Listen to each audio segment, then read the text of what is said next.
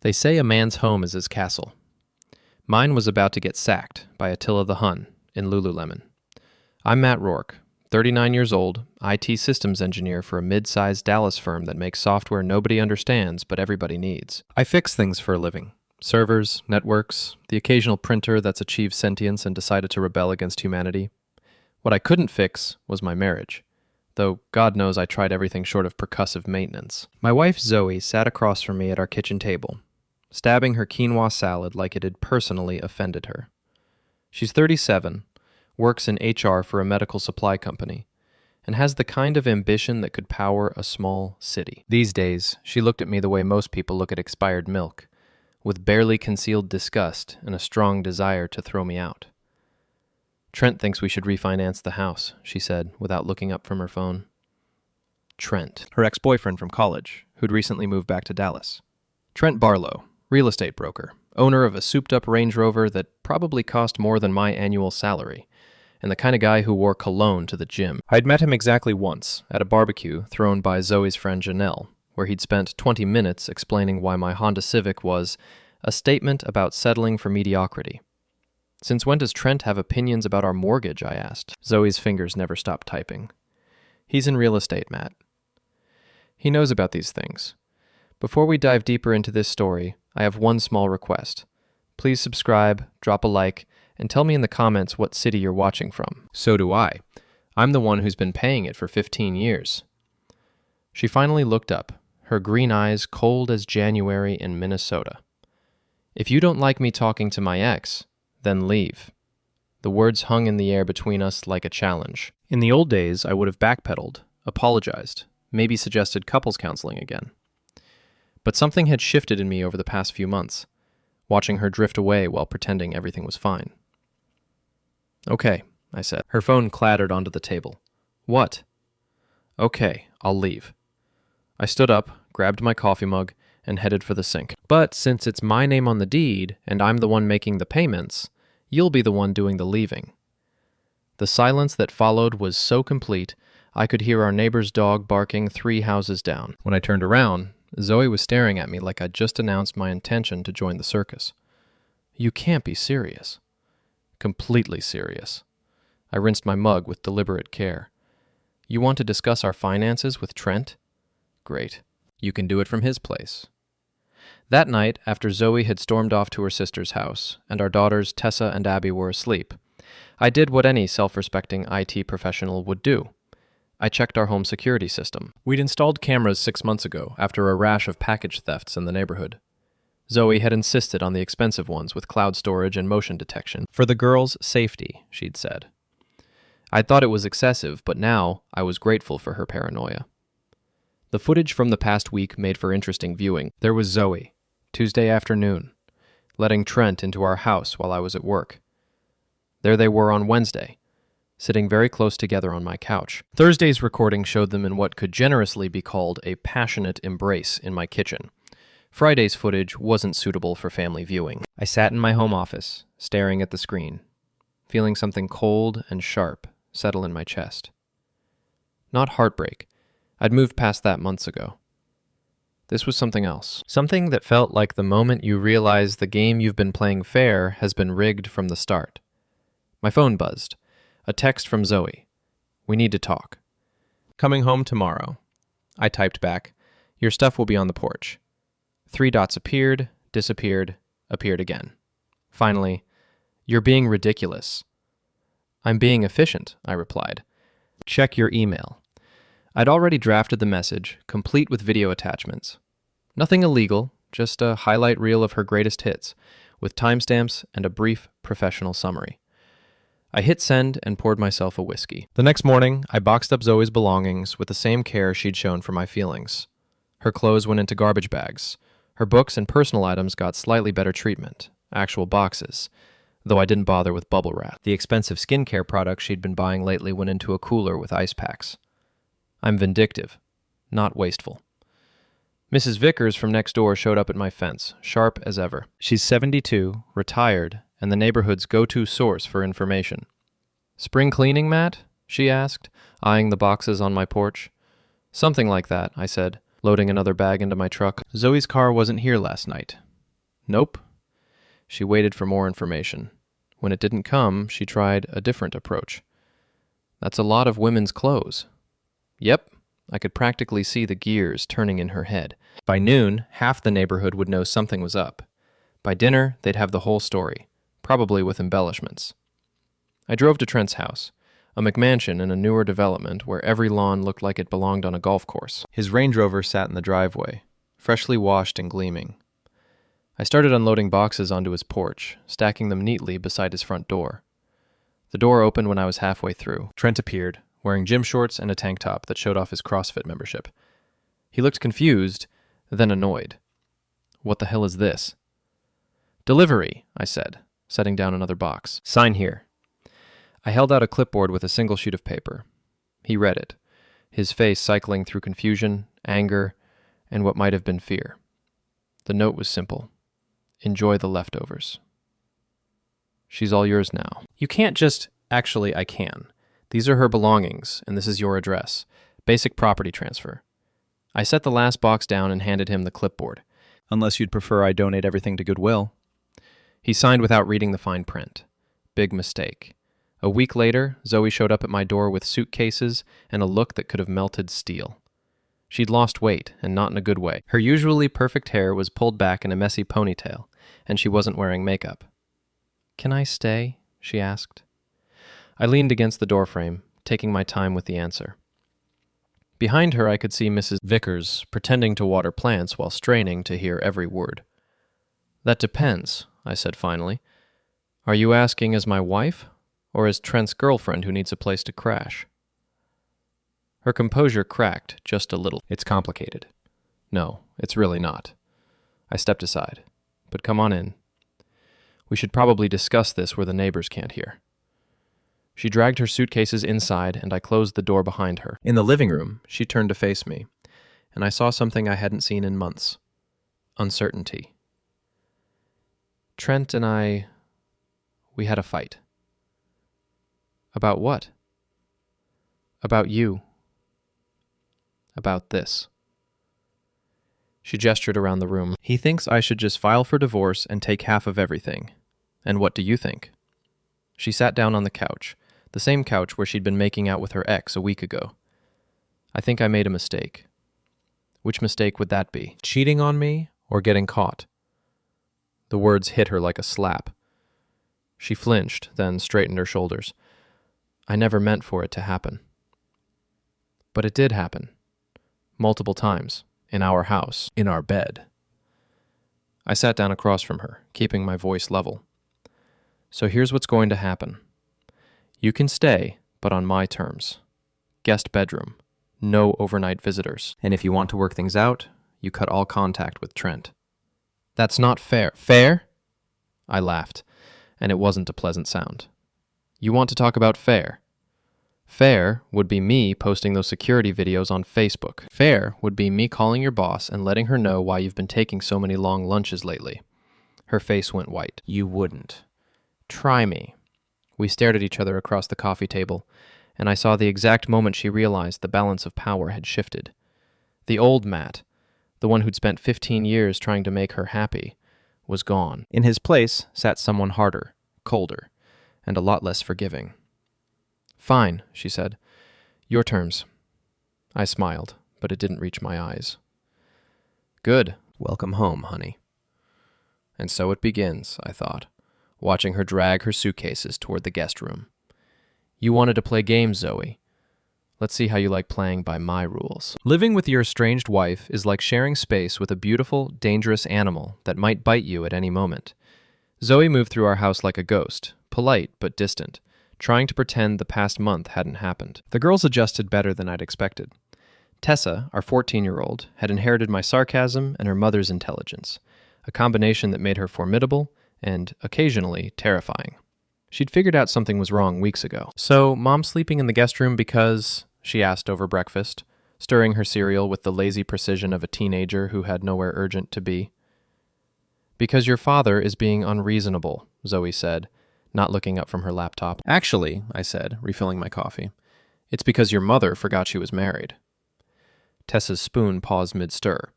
At 10, Abby was still young enough to miss most of the subtext, but Tessa caught every nuance. "Gross," she said finally. "Are you getting divorced?" "We're working through some issues," Zoe said. "That's one way to put it," I muttered. The doorbell rang, saving us from further family bonding. Through the window, I could see a familiar Range Rover parked on the street. Trent stood on my porch, looking like he'd rather be anywhere else. "I'll get it," Zoe said, jumping up. "No," I said, standing, "I will." I opened the door to find Trent holding a box of Zoe's things, items I had apparently missed in my initial sweep. He looked like he hadn't slept well, and his usually perfect hair was disheveled. "These were in my car," he said, not quite meeting my eyes. "Thanks." I took the box. "Anything else?" He glanced past me, probably looking for Zoe. "We need to talk." "No, you need to leave." I started to close the door. He put his hand against it, stopping me. "Look, Matt, I know you're upset." "Upset?" I opened the door wider, letting him see my smile. "Trent, buddy, upset is when someone cuts you off in traffic. This is something else entirely." Zoe appeared behind me. "Trent, what are you doing here?" "Getting his property back," I said. "All of it." The three of us stood there in an awkward triangle, the weight of unspoken accusations hanging in the air. From the kitchen, I could hear Tessa's chair scraping against the floor. She was definitely listening. "Zoe, we had plans," Trent said. "You can't just—" "She can't just what?" I interrupted. "Honor her marriage vows? Be a mother to her children? Choose her family over her midlife crisis?" His face flushed red. "You don't know what you're talking about." "I know exactly what I'm talking about. I have video evidence." That got his attention. "You were spying on us?" "Security cameras. On my property. Protecting my family." I leaned against the doorframe. "Funny thing about technology, Trent. It's very objective. No emotions, no bias. Just facts." Zoe grabbed his arm. "You need to go." "But we agreed on a lot of things," she said, her voice sharp. "Plans change." I watched this exchange with the detached interest of a scientist observing lab rats. Trent's confusion was almost comical. He'd expected to ride in like a knight in shining armor and rescue Zoe from her boring suburban life. Instead, he'd found himself dealing with lawyers, angry wives, and a husband who refused to play the victim. "This isn't over," he said, looking at me. "Yes, it is." I stepped closer, close enough that he had to look up slightly to meet my eyes. "See, here's what you don't understand about me, Trent. I fix things for a living.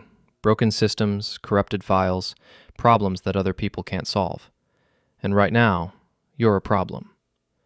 He opened his mouth to respond, but I wasn't finished. "So here's my advice. Go back to selling overpriced houses to people who think granite countertops equal happiness.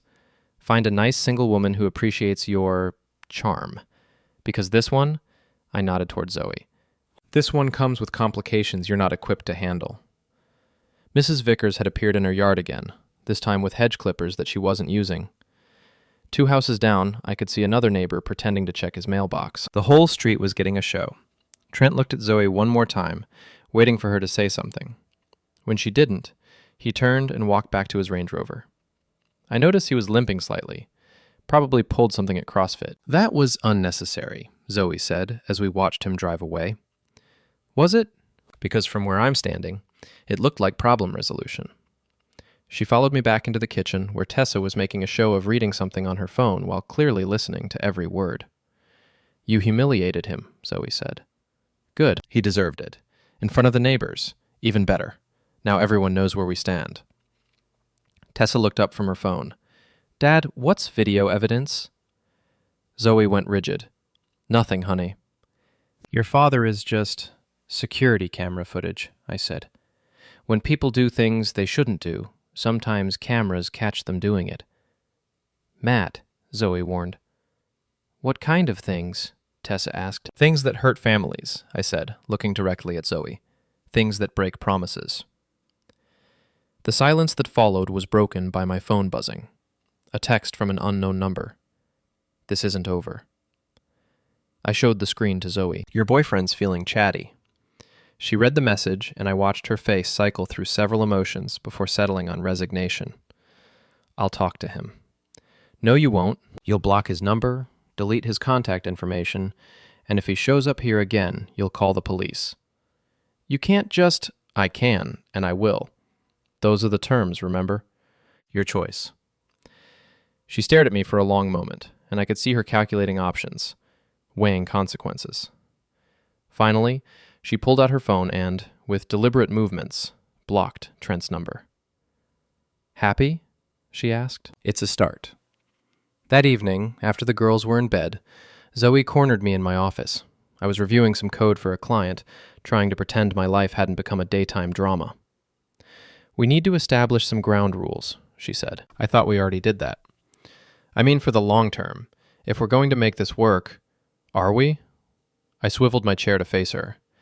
Making it work, I mean. Because from where I sit, it looks like you're just here until you figure out your next move. She sat down on the small couch I kept in the office for late-night coding sessions. I want to try. Why? The question seemed to catch her off guard. Because we're married. Because of the girls. Because Trent turned out to be less exciting when you had to deal with him full-time. Her silence was answer enough. Here's the thing, Zoe. I'm not the same person I was a month ago. That guy, the one who would have forgiven you and pretended nothing happened, he's gone. You ended him the moment you decided our marriage was up for debate. So what does that mean? I leaned back in my chair, studying her face. She was still beautiful, still the woman I'd fallen in love with 20 years ago. But something fundamental had shifted between us, like a fault line that had finally given way.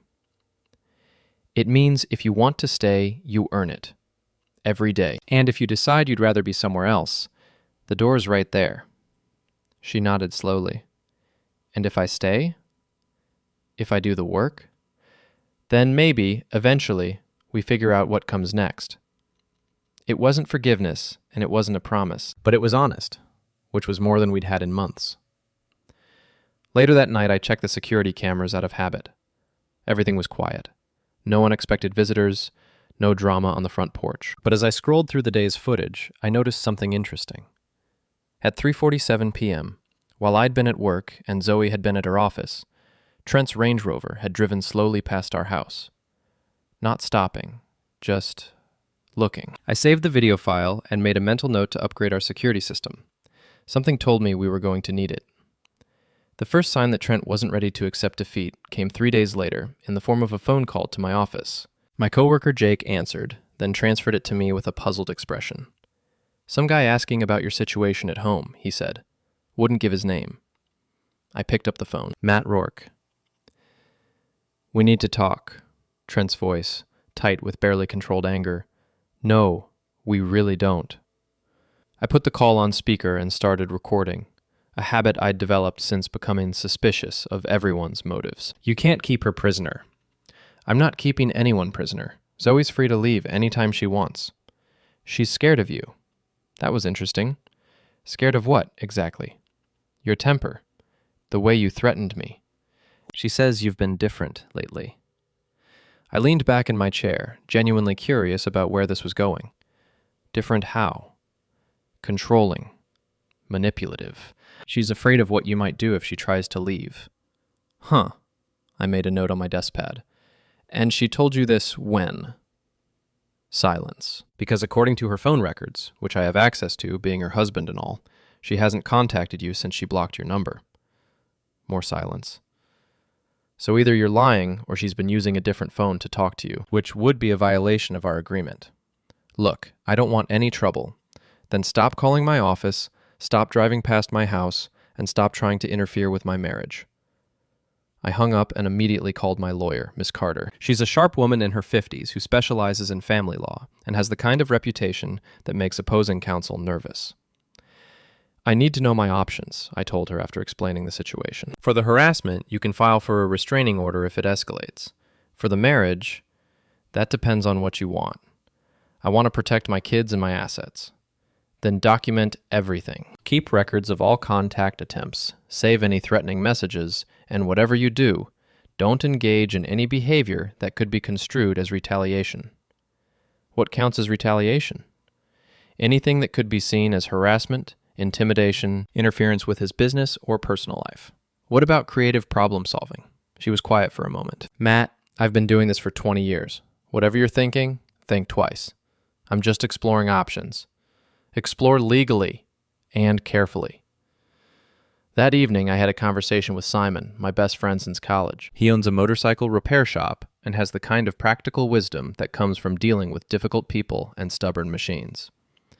So let me get this straight, he said, working on a Harley while we talked. Your wife cheated with her ex, you kicked her out, she came back, and now the ex is trying to cause problems? That's the short version. And you're thinking about doing something stupid? I'm thinking about solving a problem. He looked up for the engine he was rebuilding. Matt, I've known you for 20 years. You're one of the smartest people I know, but you've got a blind spot when it comes to your family. Don't let this guy turn you into someone you're not. What if I already have? Then be smart about it. The next morning I discovered that Trent had escalated his campaign. My neighbor Tom stopped me as I was leaving for work. Hey Matt, some guy was asking questions about you yesterday. Said he was worried about Zoe and the girls. What kind of questions? Whether you'd been acting strange, if there'd been any loud arguments, that sort of thing. I told him to mind his own business, but he seemed pretty determined. I thanked Tom and made another mental note. Trent was building a case, probably hoping to use it in a custody battle or harassment claim. The problem was, he was doing it in my neighborhood, among people who'd known me for years. That afternoon, I took a long lunch and drove to Trent's office. Barlow Realty occupied a small strip mall between a nail salon and a tax preparation service. The window was covered with listings for overpriced houses and developments with names like Whispering Oaks and Heritage Meadows. I didn't go inside. Instead, I parked across the street and made some phone calls. The first was to the Better Business Bureau. I'd like to file a complaint about a real estate agent who's been harassing my family, I said. The second was to the Texas Real Estate Commission. Same complaint, more official language. The third was to the manager of the strip mall. I'm concerned about one of your tenants engaging in stalking behavior, I told her. I thought you should be aware, in case other people complain. None of these calls would result in immediate action, but they would create a paper trail. And in my experience, paper trails have a way of becoming very important later on. That evening, Zoe was waiting for me when I got home. She looked nervous, which was unusual for someone who'd built a career on staying calm under pressure. Trent called my office today, she said. Did he now? He said you've been harassing him, that you're trying to get him fired. I set down my briefcase and loosened my tie. Define harassment. Matt, please, whatever you're doing, just stop. I haven't done anything to him. I've simply made some inquiries about his professional conduct. What kind of inquiries? The kind that responsible citizens make when they're concerned about someone's behavior. She followed me into the kitchen, where I started making dinner. Tessa was at a friend's house, and Abby was upstairs doing homework, which meant we could speak freely. He's threatening to go to the police, Zoe said. About what? I haven't broken any laws. He says you're stalking him. I drove past his office once, in broad daylight, on a public street. I pulled chicken breasts out of the refrigerator. If that's stalking, then he's been stalking us every time he drives past our house. He drives past our house? I paused in my food preparation. You didn't know? What are you talking about? I pulled out my phone and showed her the security footage. Trent's Range Rover, cruising slowly past our house, not once, but multiple times over the past week. Her face went pale. I had no idea. He's also been asking the neighbors questions about me, trying to build some kind of case that I'm dangerous or unstable. She sat down heavily at the kitchen table. That's not what I wanted. What did you want, Zoe? She was quiet for a long time, staring at her hands. I don't know anymore. I seasoned the chicken and put it in the oven, then sat down across from her. Here's what I think happened. You got bored with our life, started talking to your ex, and convinced yourself that the grass was greener somewhere else. But when you actually tried to leave, you realized that Trent isn't the man you remembered. He's not, she said quietly. And now he's angry because he thought he was getting a clean divorce and a fresh start, but instead he's got a messy situation with an uncooperative husband and 2 kids who come with the package. The girls love him, she said, but without conviction, no they don't. Tessa thinks he's a pretentious ass, and Abby barely knows him. She never said, she's 14, Zoe. She's not going to criticize your boyfriend to your face. We sat in silence while the chicken cooked. Outside, I could hear Mrs. Vickers talking to someone over the fence, probably spreading the latest gossip about the drama at the Rourke house. So what happens now? Zoe asked. That depends on Trent. If he backs off and leaves us alone, nothing happens. if he keeps pushing. I shrugged. Well, I'm very good at solving problems. Matt, promise me you won't do anything illegal. I promise I won't do anything illegal, or anything that could hurt the girls. I would never hurt the girls, or anything that could be used against us in court. I looked at her carefully. Are we going to court? I don't know. Maybe. If we can't work things out. I nodded slowly. Then I promise I'll be very, very careful about what I do next. It wasn't the reassurance she was looking for, but it was the best I could offer. Because the truth was, I was already planning my next move, and it was going to be spectacular. The escalation came on a Tuesday. I was in a client meeting when my phone buzzed with a text from Tessa. Mom's boss called. Something about Dad harassing people at work? I excused myself and called home. Tessa answered on the first ring. What's going on? I asked. Mom got called into her boss's office. Someone told them you've been making threatening phone calls about her personal life. That's interesting, considering I've never called her office about anything personal. That's what I figured. Mom looked really upset when she left. An hour later, Zoe called me, her voice tight with stress. We need to talk. Tonight, after the girls go to bed.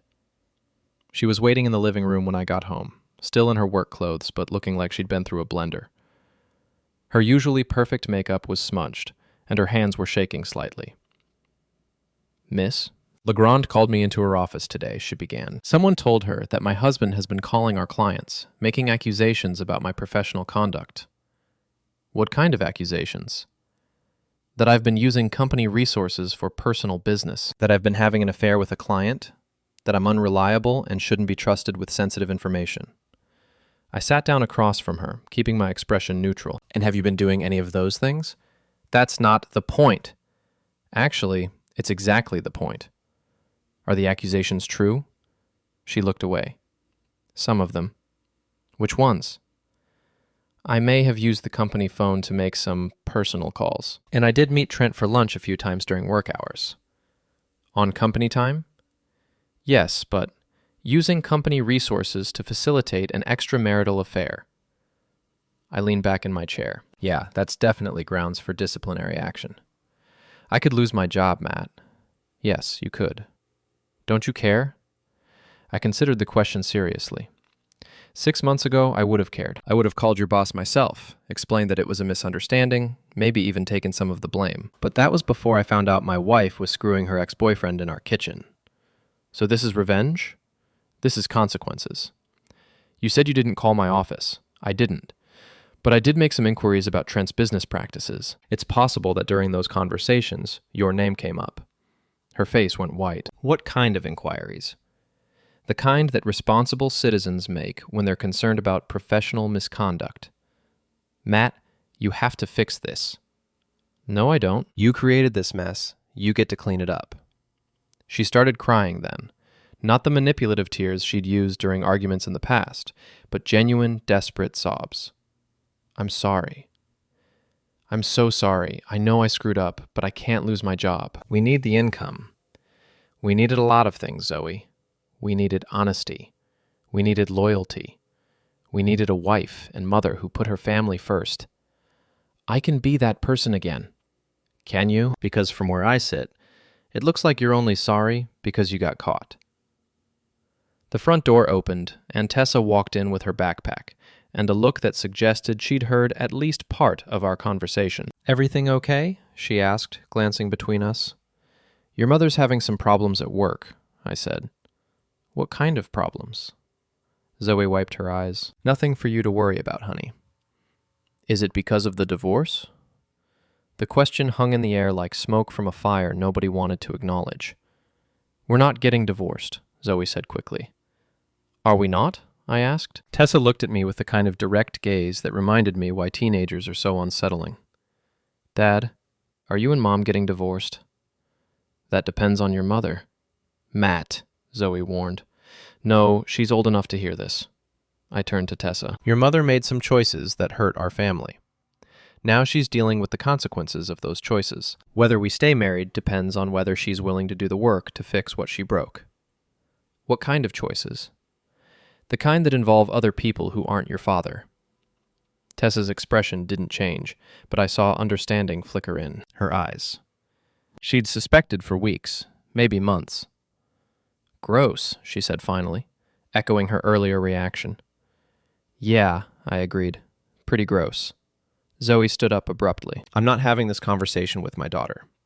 "Then maybe you should have thought about that before you started having conversations with Trent." She stormed out of the room, leaving me alone with Tessa, who was studying me with the intensity of a scientist examining a particularly interesting specimen. "Are you okay, Dad?" "I'm getting there. Good. Because Mom's been acting weird for months, and I was starting to think I was imagining it." "You weren't imagining it." "Are you going to get back at her?" The question was so direct, so matter-of-fact, that I almost laughed. "What makes you think I would do that?" "Because you're really smart, and when people hurt you, you figure out ways to hurt them back. Remember when Jimmy Morrison kept picking on me in 6th grade?" I remembered. Jimmy Morrison had been a classic middle school bully until his parents received a detailed report about their son's behavior, complete with witness statements and video evidence from the school's security cameras. The report had been compiled by an anonymous concerned parent who definitely wasn't an IT professional with too much time and a protective streak. That was different. That was protecting you. Isn't this protecting us too, out of the mouths of babes? That night, after everyone was asleep, I sat in my office and made a decision. Zoe wanted to play victim, and Trent wanted to play games. Fine. But they were playing in my arena now, and I knew the rules better than they did. I started with social media. Trent's Facebook page was a masterpiece of midlife crisis cliches: gym selfies, motivational quotes, and photos of his Range Rover. His Instagram was even better, full of staged shots at expensive restaurants and bars.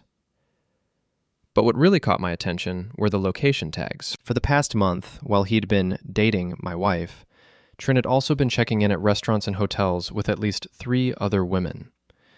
The photos were subtle, just enough to suggest he wasn't dining alone.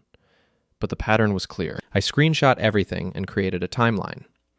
Then I did something that was petty, vindictive, and absolutely within my rights as a concerned citizen. I shared the information. Not publicly. That would have been harassment. Instead, I created an anonymous email account and sent the evidence to the women in question.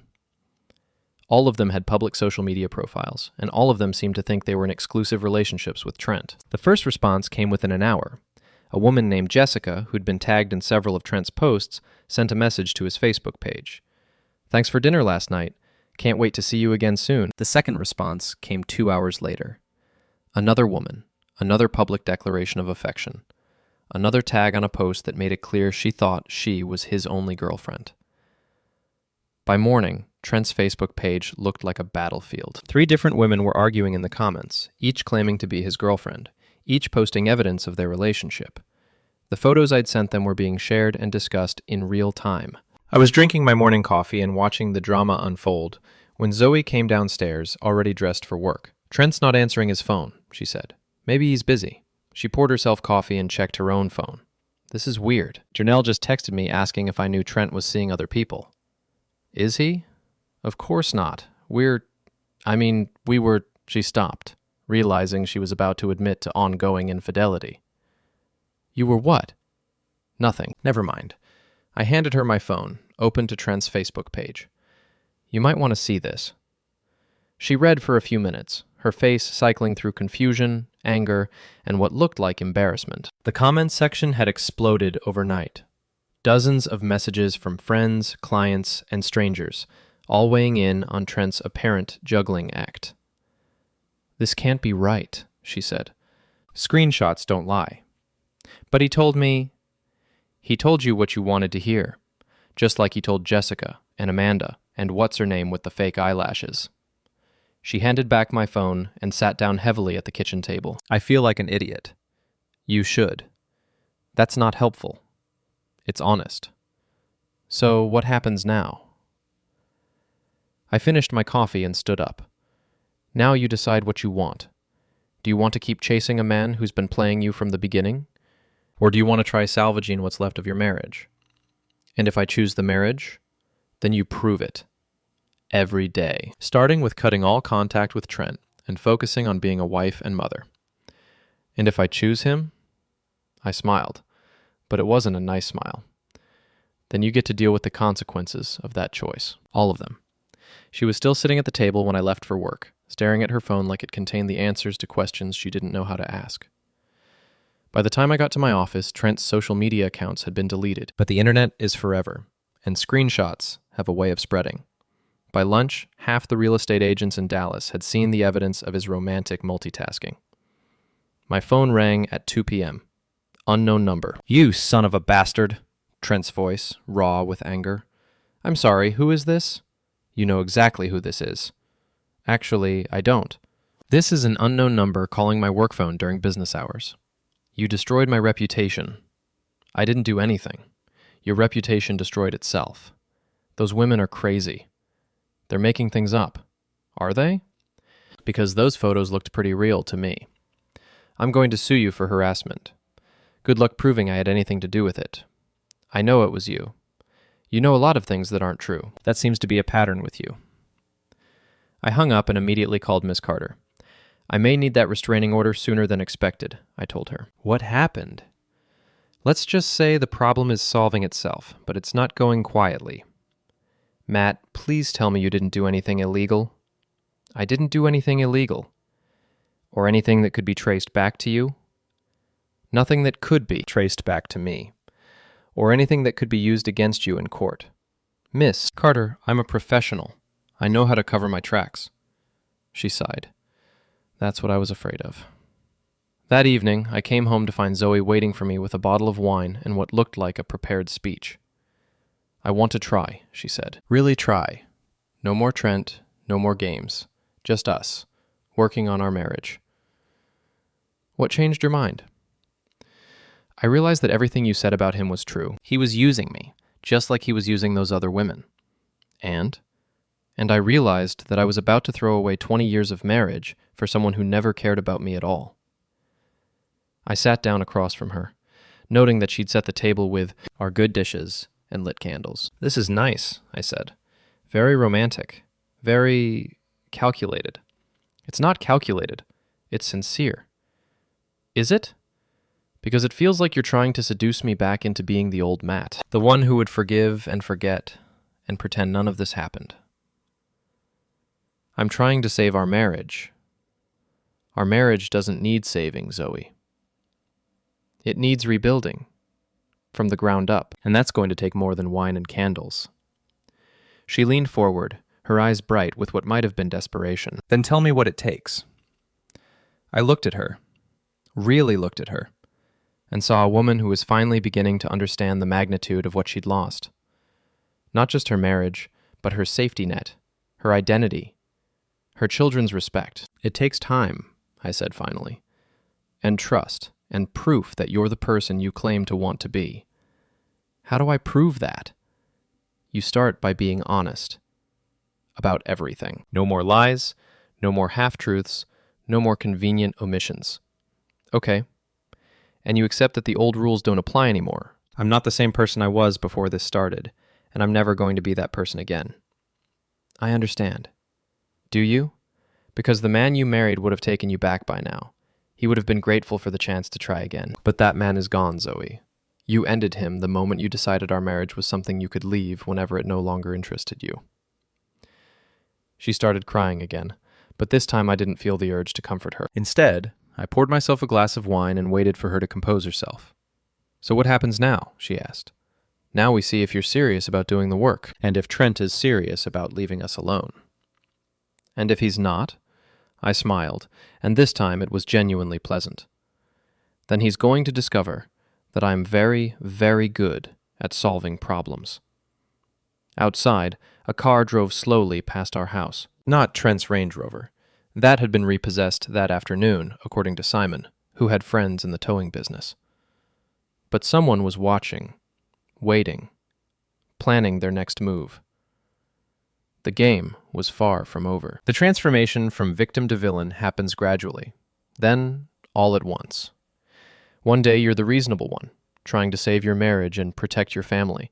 The next day you're standing in your kitchen at 2 a.m., planning the systematic destruction of a man's life with the same methodical precision you'd use to debug a software program. Trent's social media meltdown had been just the appetizer. The main course began 3 days later when Simon called me at work with interesting news. Your boy Trent's been asking around about you, he said. Stopped by the shop yesterday. Wanted to know if I could introduce him to some of my rougher friends. He wants to hire muscle? That's what it sounded like. I told him I don't know anyone like that, but he seemed pretty desperate. Desperate enough to do something stupid? Desperate enough to think he needs protection from you. That evening, I had a conversation with Tessa while we worked on her algebra homework. She'd inherited my logical mind and Zoe's determination, a combination that made her frighteningly perceptive. Dad, are you going to destroy Mr. Barlow? I looked up from the equation we'd been solving. What makes you think I would do that? Because he hurt our family, and you don't let people hurt us without consequences. And how would you feel about that? She considered the question with the seriousness of a teenager who'd been forced to grow up too fast. I think he deserves whatever happens to him. Even if it means your dad becomes someone you don't recognize? You're still you, Dad. You're just sharper now. Sharper.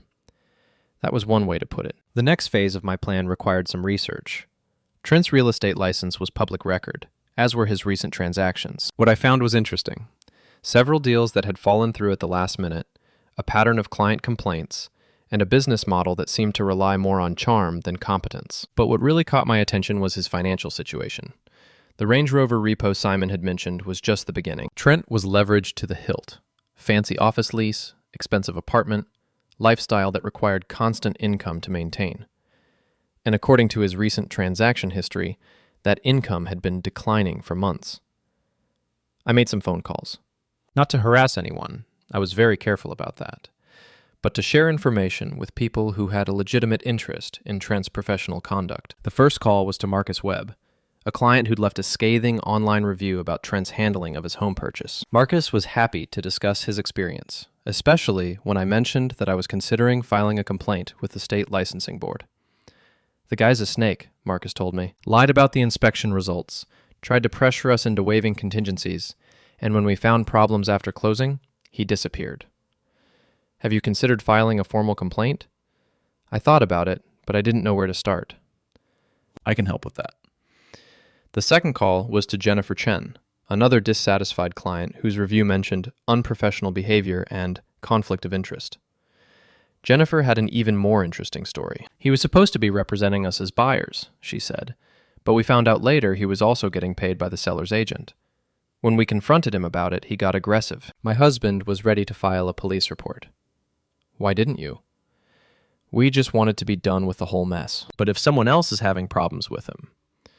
By the end of the week, I had statements from 6 former clients, documentation of 3 potential ethics violations, and a timeline that showed a pattern of increasingly desperate behavior. Trent's business collapsed around him. I compiled everything into a professional-looking report and sent it to the Texas Real Estate Commission, the Better Business Bureau, and the broker who managed his office lease. Then I sat back and waited. The first domino fell on Monday. Trent's broker called him in for a meeting about client concerns. By Tuesday, the state licensing board had opened an investigation. Wednesday brought an eviction notice for his office. Apparently, he'd been behind on rent for 2 months. Thursday was when things got interesting.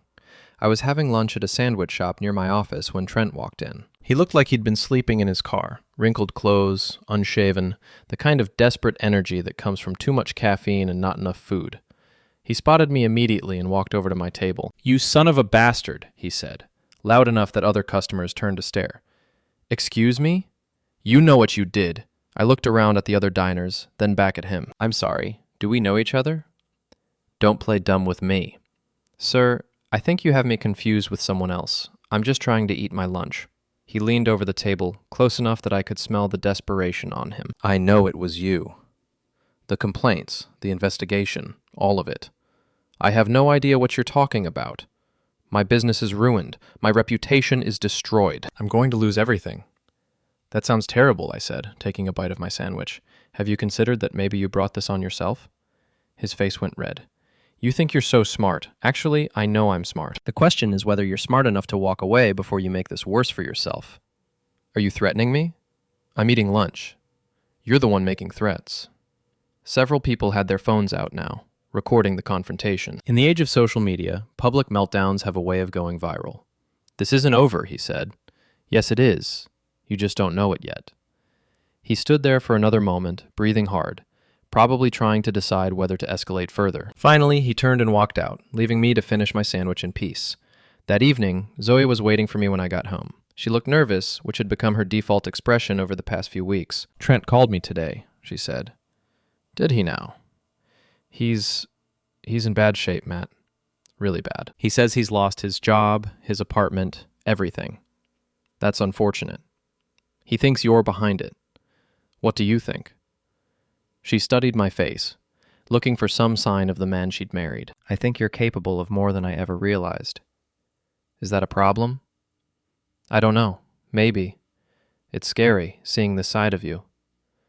"This side of me has always been here, Zoe. You just never gave me a reason to use it before. So you did do it. You destroyed his life. I shared information with people who had a right to know it. If that destroyed his life, then his life was built on pretty shaky foundations." She sat down across from me, and I could see her trying to process this new reality, that her mild-mannered IT husband was capable of systematic, calculated revenge. "What happens now?" she asked. "That depends on him. If he's smart, he'll take what's left of his life and start over somewhere else. If he's not, then he'll keep pushing, and I'll keep pushing back. And the next push is going to be a lot harder than the last one. Matt, promise me you'll be careful. I'm always careful. I mean it. The girls need their father. The girls have their father, and their father protects what's his." That night, I checked the security cameras and found what I'd been expecting. Trent's car parked at the end of our street, just out of range of the streetlights. He'd been there for 2 hours, just sitting, watching our house. I saved the footage and made a note of the time. Then I did something that was probably petty, but definitely satisfying. I called the police non-emergency line and reported a suspicious vehicle. 20 minutes later, a patrol car pulled up behind Trent's car. I watched from my office window as the officer approached the vehicle, spoke to the driver, and then followed Trent's car as it drove away. The next morning, Mrs. Vickers was practically vibrating with excitement when she cornered me at the mailbox. "Did you see all the excitement last night?" she asked. "What excitement?" "Police cars, suspicious characters lurking around. I heard someone's been stalking the neighborhood." "Really? That's concerning." "Oh yes, very concerning." I made sure to get a good look at the license plate, just in case. Mrs. Vickers might be a gossip, but she was a useful gossip. That afternoon, I received a call from Officer Martinez, the policeman who'd responded to my report. "Mr. Rourke, we've had a few complaints about a man named Trent Barlow. Your name came up as someone who might have information about his recent behavior. What kind of information are you looking for? Has he been contacting you or your family? Making threats? Showing up at your home or workplace?" I provided a careful, factual account of our recent interactions, including the restaurant confrontation and the late-night surveillance. I also mentioned the harassing phone calls and his attempts to interfere with Zoe's employment. "Would you be willing to file a formal complaint?" Officer Martinez asked. "If necessary, yes." "It might be necessary. Mr. Barlow seems to be having some kind of breakdown, and when people like that feel cornered, they sometimes do unpredictable things." That evening, I had a family meeting. Zoe, Tessa, and Abby sat around the kitchen table while I explained the situation in terms that were honest but age-appropriate. "There's a man who's been bothering our family," I said. "He's angry about some personal issues, and he might try to cause problems for us." "Is he dangerous?" Abby asked. "Probably not, but we're going to be extra careful for a while. No answering the door unless you know who it is. No walking anywhere alone. And if you see anything unusual, you tell me or your mother immediately." Tessa raised her hand like she was in school. "Dad, is this the same guy Mom was, you know?" "Yes." "Good. I hope you destroy him." "Tessa," Zoe said sharply. "What?" "He hurt our family. He deserves whatever Dad does to him." Out of the mouths of babes indeed. The final escalation came 2 days later. I was working late in my office when the security system alarm went off. The cameras showed a figure in dark clothing trying to force open the back gate. I called 911, then grabbed the baseball bat I kept beside my desk, not because I planned to use it, but because sometimes the threat of violence is more effective than violence itself. By the time I got to the backyard, the intruder was gone, but he'd left something behind. A brick with a note tied to it, thrown through the window of our garden shed. The note was brief and to the point. This is just the beginning. I left everything exactly as it was for the police to document. Officer Martinez arrived 20 minutes later, along with a crime scene technician who photographed the evidence and dusted for fingerprints. "Mr. Rourke, I think it's time for that restraining order," Officer Martinez said. "I think you're right, and I think it's time for Mr. Barlow to understand that his options are running out." I looked at the broken window, the threatening note, the evidence of a man who'd crossed the line from harassment into criminal behavior. "Officer Martinez," I said, "I think his options ran out a long time ago. He just doesn't know it yet." The next morning, I called Miss Carter and told her to file for the restraining order. Then I called Simon and asked him to recommend a security company. Then I sat down at my computer and began planning the final phase of Trent Barlow's destruction. Because the gloves were off now, and I was done playing defense. The restraining order was served on a Friday. By Saturday morning, Trent had violated it twice, once by calling Zoe's cell phone, and once by driving past our house while Tessa was getting the mail. "He's losing it," Officer Martinez told me when I called to report the violations. "We've got units looking for him, but he's not at his last known address." "Where is he staying?" "That's what we're trying to figure out. His apartment was foreclosed on last week, and he's not with any known associates." Which meant he was desperate, homeless, and fixated on the family he blamed for his downfall. In other words, exactly the kind of situation that ends badly for everyone involved. I spent Saturday upgrading our security system. Motion sensors, additional cameras, reinforced locks on all doors and windows. Simon came over to help, bringing 2 of his biker friends, large, intimidating men who looked like they ate nails for breakfast. "Insurance," Simon explained when I asked about the extra muscle. "Just in case your boy decides to do something really stupid." Zoe watched the preparations with growing anxiety. "This is getting out of hand, Matt. It got out of hand the minute he threw a brick through our window. Maybe we should just leave town for a while. Take the girls somewhere safe. Running away won't solve the problem. It'll just postpone it. So what's your solution? Wait for him to escalate further?" I looked at her, seeing the fear in her eyes, and felt something that might have been sympathy. She'd created this mess, but she didn't deserve to live in fear because of it. "My solution is to end this. Tonight." "What do you mean?" "I mean, I'm going to give Trent exactly what he wants. A final confrontation, on my terms, in my house, with witnesses and cameras recording everything." "That's insane." "No, that's strategic. He's going to come here eventually, whether we want him to or not. Better to control the circumstances than wait for him to choose them." Simon looked up from the camera he was installing. "You sure about this, Matt?" "I'm sure. Because once this starts, there's no going back. You'll be committed to seeing it through to the end. I've been committed since the day I found those videos." That evening, I sent Zoe and the girls to her sister's house. They protested, especially Tessa, who wanted to stay and watch the show, but I wasn't taking any chances with their safety. Then, I settled in to wait. The security cameras showed Trent's car pulling up to our street at 11:47 p.m. He parked 3 houses down, in the shadows between streetlights, and sat there for almost an hour before getting out. He looked like a man who'd lost everything and had nothing left to lose. His clothes were rumpled and dirty, his hair unkempt, his movements erratic. He carried something in his right hand, too small to be a weapon, too large to be a phone. He approached the house from the back, probably thinking he could avoid the cameras. What he didn't know was that I'd upgraded the system that afternoon, adding infrared sensors that tracked movement even in complete darkness. I watched him try the back door, then the windows, looking for an easy way in. When he didn't find one, he pulled out what looked like a crowbar and started working on the lock. That's when I called 911. "This is Matt Rourke at 1247 Oak Street. I have an intruder attempting to break into my house. I'm armed and prepared to defend my property." "Sir, please stay on the line. Units are en route." "I'll stay on the line, but I'm not staying hidden. This ends tonight." I hung up and walked to the back door, making sure my footsteps were loud enough for Trent to hear. Then I turned on the porch light and opened the door. He was standing there with the crowbar in his hand, caught like a deer in headlights. For a moment, neither of us moved. "Hello, Trent," I said. "I've been expecting you." He raised the crowbar, and I saw his eyes, wild, desperate, completely disconnected from reality. "You destroyed my life," he said.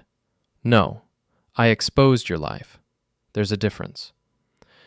I had everything: a business, a future, a woman who loved me. You had nothing. A failing business built on lies, no future because you couldn't see past your own ego, and a married woman who was using you to avoid dealing with her own problems. She would have left you for me. No, she wouldn't. And deep down you knew that. That's why you're here, instead of trying to win her back. He stepped closer, the crowbar trembling in his grip. I'm going to make you pay for what you did. What I did was protect my family. What you did was threaten children and break into my home. One of those things is legal, Trent. Guess which one? In the distance, I could hear sirens approaching. Trent heard them too, and his expression shifted from anger to panic. They're coming for you, I said. This is your last chance to walk away. I'm not going anywhere. Then you're going to jail. He swung the crowbar at my head. I ducked, grabbed his wrist, and twisted until he dropped the weapon. Then I shoved him backward, off the porch and onto the lawn. He landed hard, rolled, and came up swinging. This time I was ready for him. I caught his punch, spun him around, and put him in a chokehold that left him gasping for air. Listen to me very carefully, I said, my mouth close to his ear. This is over. You're done. If you ever come near my family again, if you ever contact my wife, if you ever so much as drive down my street, I will finish what I started tonight. Do you understand? He nodded, unable to speak. Good. Because what happened to your business, your reputation, your life, that was just the warm-up. Cross me again and I'll show you what real destruction looks like. The police cars pulled up as I was releasing him. 4 officers, guns drawn, shouting commands that echoed through the quiet neighborhood. On the ground! Hands where we can see them! Trent collapsed onto the grass, sobbing. I raised my hands and identified myself to the officers. I'm Matt Rourke. This is my house. And this man broke in with a crowbar. Officer Martinez was among the responders. He looked at the scene. Trent on the ground, the crowbar lying nearby, me standing calmly with my hands raised, and nodded. Mr. Rourke, are you injured? No, sir. Did he threaten you? Yes, sir. With the crowbar. Everything's recorded on the security cameras. And you defended yourself? I defended my home. Trent was handcuffed and placed in the back of a patrol car. As they drove him away, he stared at me through the window with an expression of pure hatred. Mrs. Vickers appeared at her fence, wearing a bathrobe and curlers, her eyes bright with excitement. Matt! Are you all right? What happened? Just a misunderstanding, Mrs. Vickers. Everything's fine now. Was that the man who's been bothering you? Not anymore. The next morning, the whole neighborhood knew the story. By afternoon, it had spread to social media, where videos from my security cameras were being shared and commented on by hundreds of people. Zoe came home that evening with the girls, all of them wanting to hear what had happened. I gave them the sanitized version. Intruder, police, arrest. Problem solved. Is he going to jail? Tessa asked. For a while, yes. Good. Maybe he'll learn not to mess with our family. Abby, who'd been quiet through most of the conversation, finally spoke up. Dad, are you a hero or a villain? The question caught me off guard. What do you mean? In the movies, the hero is the good guy who saves people, and the villain is the bad guy who hurts people. But you saved us by hurting him. So which one are you? I looked at my daughter, sweet, innocent Abby, who was trying to make sense of a world where the lines between right and wrong weren't always clear. I'm your father, I said finally. And a father's job is to protect his family, whatever it takes. Even if it makes you the villain, even then. Hello, welcome back today. She totaled about different dead. She nodded solemnly, as if this explanation made perfect sense to her 10-year-old mind. Later that night, after the girls were in bed, Zoe and I sat on the couch and tried to figure out what came next. The charges will stick, she said. Breaking and entering, assault with a weapon, violating a restraining order. His lawyer says he's looking at 2 to 5 years. Good. Matt, I need to ask you something, and I need you to be honest. Okay. Did you plan this? The whole thing? Destroying his business, driving him to desperation, forcing him to come here? I considered lying, giving her the answer that would make her feel better about what had happened. But we'd had enough lies between us. Yes, I said. I planned it. Why? Because he threatened my family. Because he thought he could take what was mine and walk away without consequences. Because sometimes the only way to stop a bully is to destroy him completely. She was quiet for a long time, processing this admission. I don't know if I can live with someone who's capable of that. Then don't. What? You heard me. If you can't live with who I am now, then leave. The door's right there. But the girls will be fine. They'll be better than fine. Because they'll have a father who taught them that actions have consequences, and that sometimes you have to fight for what matters. She looked at me, really looked at me, and I could see her trying to reconcile the man she'd married with the man sitting beside her. What happened to you? She asked. You happened to me. Trent happened to me. This whole situation happened to me, and I adapted to survive it. And now? Now we see if you can adapt too. She stood up, walked to the window, and looked out at our quiet suburban street. I want to try. To make this work, I mean, but I need to know that the man I fell in love with is still in there somewhere. He is. But he's not in charge anymore. Then who is? I joined her at the window, putting my arm around her shoulders. Someone harder. Someone who's learned that being nice doesn't always work, and that sometimes the only way to win is to make sure the other guy loses everything. That scares me. It should. It scares me too. But you're not going to change back. No, this is who I am now. She leaned against me, and for the first time in months, it felt natural. Not forgiven, not forgotten, but possible. So what happens now? She asked. Now we rebuild, from the ground up, with new rules and new expectations. And if it doesn't work, then at least we'll know we tried. Outside, a car drove slowly past our house. Not Trent, he was in jail, awaiting trial, but someone else. Maybe just a curious neighbor, wanting to see where all the excitement had happened. I watched the car disappear around the corner, and felt something settle in my chest. Not peace exactly, but satisfaction. The kind of satisfaction that comes from solving a problem completely and permanently. Trent Barlow had learned the hard way that some games have consequences he wasn't prepared to pay, and everyone else who might be watching had learned something too. That the quiet IT guy at 1247 Oak Street wasn't someone you wanted to cross. The house always wins, especially when it's mindy, when it's mindy, when it's mindy, when it's mindy, when it's mindy, when it's mindy, when it's mindy, when it's mindy, when it's mindy, when it's